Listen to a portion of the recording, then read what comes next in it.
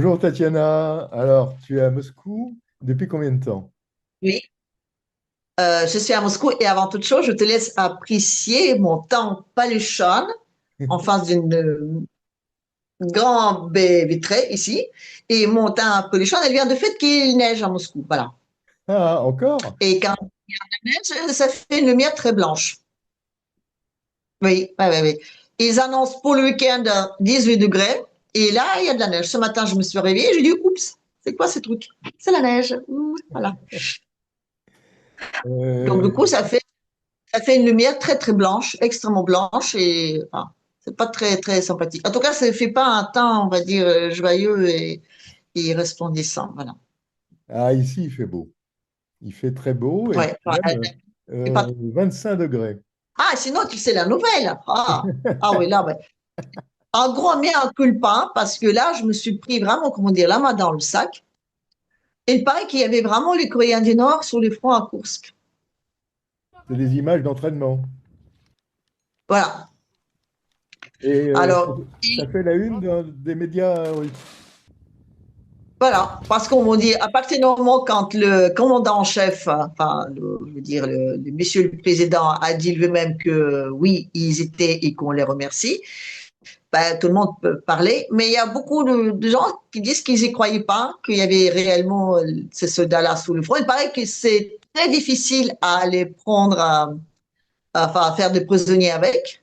Ils ont donc, enfin, ils se laissent pas emprisonner les deux qui étaient emprisonnés, qu'il y en avait un qui a perdu connaissance et le deuxième, elle a perdu ses deux bras. Donc, du coup, on a pu les prendre.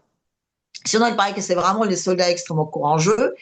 Et donc, c'est une aide précieuse parce que c'est toujours, comment dire, les soldats russes qui meurent pas. Mais en même temps, c'est fait aussi pour permettre aux soldats coréens, justement, à se confronter à un réel état de guerre. Voilà. Donc, c'est pour eux un entraînement. Donc, il y a un roulement. Donc, ils arrivent par groupe pour voir ce que c'est la vraie guerre. Voilà. Ils s'entraînent. Donc, il y a un accord, non seulement pour aider les Russes, mais aussi pour que l'armée coréenne passe tous plusieurs mois sous le front pour voir comment c'est. Voilà. Alors, il faut dire qu'on a été surpris quand même, parce qu'on ne pensait pas, nous en tout cas, qui sommes loin du front et loin de tout, on ne pensait Mais moi, j'étais la absolument première pas. à dire que c'est des ennemis. Hein. Hein. J'étais la première à dire que je crois pas. Oui, oui, mais moi aussi. La- Eh bien non. C'est Et un... là, je dis, oups. Les gens juste en rigolent souvent sur mon russe parce que j'ai souvent enfin, il y a énormément de mots français dans la langue russe et j'ai une tendance de les prononcer parfois à la mode française, donc ça fait rigoler les gens. Mais sinon, non, je me sens pas du tout. Quand je dis en France que je suis russe, là, je sens que les gens sont très, très réservés. Quand je dis en Russie que que je vis en France depuis il y a 38 ans, au contraire, ils sont plutôt contents de voir qu'on vient, qu'on les visite et qu'on essaie justement de retisser des liens. On dit que la France et la Russie sont, comment dire, voués d'être amis, des pays amis en tout cas.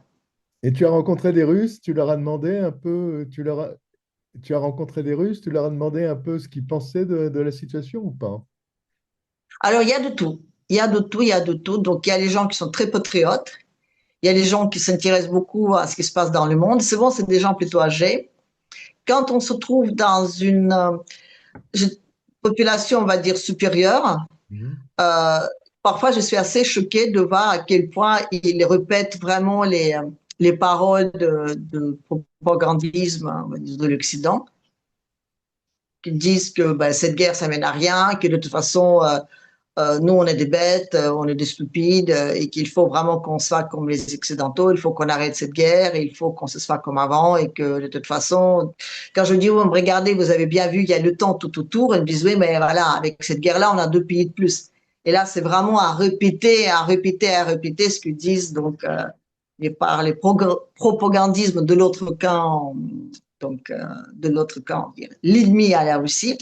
Et ça, c'est quelque chose qui me surprend beaucoup. De l'autre côté, il y a aussi des gens qui disent que, bon, enfin, finalement, que ne s'intéressent pas. Oui, il y en a. Mais même tous ceux qui disent qu'ils sont contre la guerre, que tout ça c'est stupide, que tout ça ça n'apporte rien, quand on leur dit que peut-être à un moment donné, tout ceci se fait pour que les Russes se retournent contre leur président. Même eux, ils disent, ah non, jamais, jamais, jamais les Russes se retourneront contre Poutine. Donc, tu vois, il y a une espèce de... Non-violence. Il y a de Non-violence. tout. Il y Ouais. a de tout. Mais les gens qui sont, on va dire, plutôt contre la guerre, pas, ils sont tous contre la guerre, ça va de soi. Mais les gens qui comprennent à quel point cette guerre est, on va dire, indispensable aujourd'hui, qu'on ne peut pas la contourner et que c'est vraiment une guerre, aujourd'hui en tout cas, est une guerre même des valeurs et de défense vraiment de la Russie, non seulement de la souveraineté, mais aussi de sa culture, de tout ce qu'il est, de son identité, sont quand même beaucoup plus nombreux. Voilà. Il y a beaucoup de gens qui se baladent dans les rues avec le petit. Attends, je vais te montrer ça.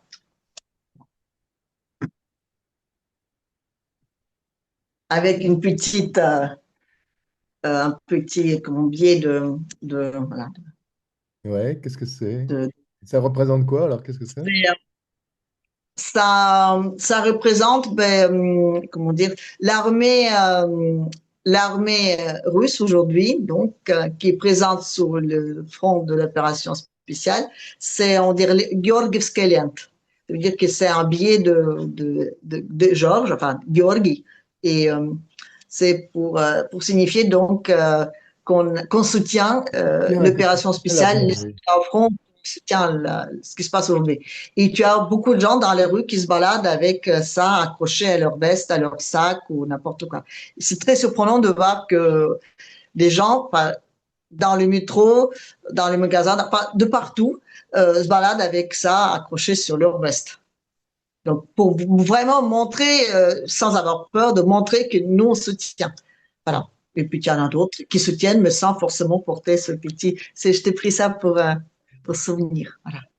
Et alors, J'en ai pris un pour moi et un ceux, pour toi. ceux qui ont pris ça, ils ont fait un don en même temps à l'armée, je sais pas. Non, non, non. Moi, je les ai pris à Sberbank quand j'allais donc échanger mes super-héros contre mes super-roubles, parce que tu sais très bien qu'on ne peut pas payer ici en carte Visa, donc on est obligé de venir en Russie avec de l'argent liquide qu'on dépose à la banque. Et donc au moment où je suis allée déposer cet argent-là, donc j'ai pris ça et je fais une autre chose à la banque qui ne m'a pas plu du tout, du tout, du tout, du tout, mais j'ai fait donc mon identité numérique. Voilà. Donc, j'ai tout fait pour ne pas l'avoir en France. Et là, j'ai pas eu le choix, étant donné que donc je suis une étrangère venant d'API qui pas forcément dans les camps des ennemis ni des gagnants ces temps-ci. Voilà. Donc, pour préserver ma carte SIM et pour préserver finalement un certain accès à certaines applications, il fallait que je fasse mon identité numérique. Voilà. Donc, j'ai passé, comment dire, à la caisse en Russie, alors que j'ai tout fait pour éviter cette chose-là en France. Voilà. Enfin, voilà. Au remerciement, j'avais le droit d'avoir ça. Enfin, Alors, les réactions, est-ce que vous avez peur à Moscou pour le 9 mai, après les menaces de Zelensky? il y avait des menaces? Ah, non, parce qu'il y avait des menaces plus que d'habitude. Ah, je veux dire, les mecs, ils dorment au-dessus de son lit avec un crime là qui brûle. Et d'un seul coup, il faut qu'on a peur maintenant parce qu'il nous a menacés. Enfin, ça fait 3 ans et demi qu'il le fait, même avant. Donc, de quoi veux-tu qu'on a plus peur que d'habitude? Et la réaction de la presse russe à ce genre de menaces? Alors, Il y a la quelque chose. réaction de presse russe à ce genre de menace, encore une fois, je dis, on ne parle pas de menace, on parle du fait que, voilà, il y aura d'un côté des gagnants et de l'autre côté les perdants. Et les perdants, ce seront ceux qui ne seront pas là. Là où seront les gagnants. Voilà. Donc, c'est à nous maintenant de choisir dans quel camp on se met. Voilà. La France, qui était mise dans le camp de gagnants il y a 80 ans, ben, j'ai l'impression qu'elle est en train de gentiment sortir de ce camp. Mais bon, écoute, chacun trouve, comment dire, sa place dans ce monde. Donc, les Alors, Chinois, ils sont pas vraiment appliqués dans cette guerre et ils ont vendu des drones autant aux Ukrainiens qu'aux et Russes. aux Ukrainiens également. Mais j'ai vu que le 9 mai, l'armée chinoise allait défiler. Oui, oui, et tu sais pourquoi? Non. Parce qu'il y avait 30 millions de morts chinois qui ont péri pendant la Seconde Guerre mondiale. Ah, mais d'accord, mais On ça n'a n'en rien à parle voir pas avec souvent de la l'Allemagne. Chine, mais Ça n'a rien à voir avec l'Allemagne. avec le Japon. Oui, avec le Japon, oui, oui. Avec la Oui, guerre, mais l'horrible c'était guerre. aussi, voilà. Donc, ils ont participé à cette guerre, ils ont payé aussi un très lourd tribut. Donc, c'était aussi leur guerre. Donc, c'est normal qu'ils soient là. Parmi les gagnants, je précise. Alors, la réaction des médias russes au traité qu'il y a eu entre Trump et l'Ukraine. Alors, en disant bien que, en fait, Zelensky n'était pas là, hein. De toute façon, elle a déjà signé avec les Britanniques. Donc, pour les Russes, ça ne change rien. C'est juste que d'un côté, il faudra négocier avec des Britanniques, de l'autre côté, il faudra négocier avec les Américains. Mais quoi qu'il en soit, il faudra que déjà les Américains et les Britanniques négocient entre eux. Donc, l'un dans l'autre, les Russes, ils disent, on n'est pas concernés, c'est leur truc. Voilà. Et en plus, ce qui est très intéressant dans tout ça, c'est que ce qu'on vient de donner, que ce soit aux Britanniques, que ce soit aux Américains, toutes ces choses-là, ils appartiennent bien déjà à quelqu'un aujourd'hui. Enfin, je Ouais. veux dire, je sais pas moi, aux oligarques ukrainiens, par exemple. Ça veut dire quoi? Ça veut dire qu'on va leur confisquer toutes ces choses et les donner aux Américains? Est-ce que les oligarques seront contents? Est-ce qu'ils vont dire, ah tiens, c'est formidable, jusque-là, on a gagné plein d'argent avec tout ça, et là, dans ce coup, il faudra qu'on rende tout parce que Zelensky, il a peur pour sa vie. Ben, à un moment donné, il faut relativiser.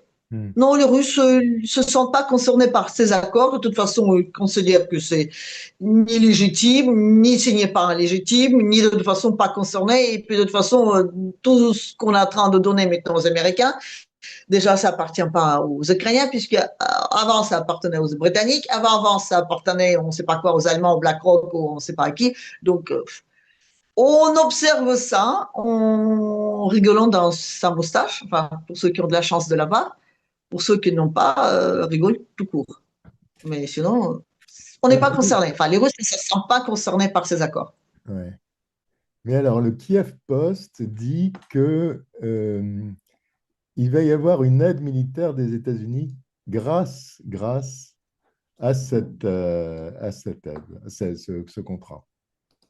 Ça faisait 3 ans que l'Ukraine a été aidée. Et le résultat, Oui, il n'est d'accord. pas Pour formidable. l'instant, oui, oui, j'entends bien, mais pour l'instant, l'aide est arrêtée. Alors, il y a de l'aide qui continue à arriver parce que c'est de l'aide qui a été débloquée par Biden et que Trump ne peut pas la bloquer. Mais c'est tout. Heureusement, pour l'instant, il y a plus d'aide. Mais alors, si c'est encore, si il peut y avoir encore, d'après le Kiev Post, je dis bien que s'il va y avoir un déblocage de l'aide américaine, alors là, c'est grave. En quoi? Bah, En quoi c'est grave? c'est pas du tout Qu'est-ce que ça pour la paix. changera? C'est pas quelque chose qui va dans le sens de la paix. Mais de toute façon, à partir du moment quand l'Ukraine ne veut pas la paix, étant donné que l'Europe ne la souhaite pas, parce qu'elle fait tout pour aller à la confrontation, pour je ne sais pas quelle raison, d'une quelconque revanche à prendre, parce que ce merveilleux monde européen qu'on a failli avoir il y a 80 ans, les Russes, ah, hélas, ils ont tout fait clapousser, j'en sais rien, mais de toute façon, ni l'Europe ni l'Ukraine, ils ne veulent pas la paix. Donc, ça ne changera rien. Que les Américains donnent l'armement ou pas, ça ne change rien. Et de toute façon, je suis désolée, je Oui, ne sais parce que pas ce qui se passe avec Trump. tu sais très bien que Non, non, l'armement non, non. américain, Il a dû attraper, tu sais très bien que l'armement tu dis, américain est indispensable. et puis en concernant Trump, aujourd'hui il dit qu'il va donner de l'aide, demain il va dire qu'il ne donnera pas de l'aide, après-demain il va dire que le Crimée c'est russe, après-demain il va dire que c'est pas. Bon, Je te dis encore une fois, Trump, non, non, Trump il a un véritable problème, il a trop fréquenté Macron, il a dû choper l'ambiguïté stratégique. Il est gravement malade, ce mec-là. Il change de point de vue, je ne sais pas combien de fois par jour, et c'est ça son vrai problème. C'est ça. C'est que ça. Les mecs, il n'a aucune stratégie, il est totalement perdu, il perd dans le temps, il perd dans l'avancée, il perd sur tous les fronts, il ne sait pas comment faire. Donc les mecs, il va dire 10 fois par jour des choses totalement différentes. Si on commence à écouter tout ce qu'il dit, on ne va pas s'en sortir. alors en résumé, Donc, tu ne crois pas à une possibilité de paix en Ukraine. Il n'y aura pas de paix qui sera, comment dire, il ne viendra pas ni de l'Ukrainien ni des Européens. Il y aura une seule paix, hélas, ce sera comme avec les Allemands, la capitulation totale. Parce que ni les uns ni les autres.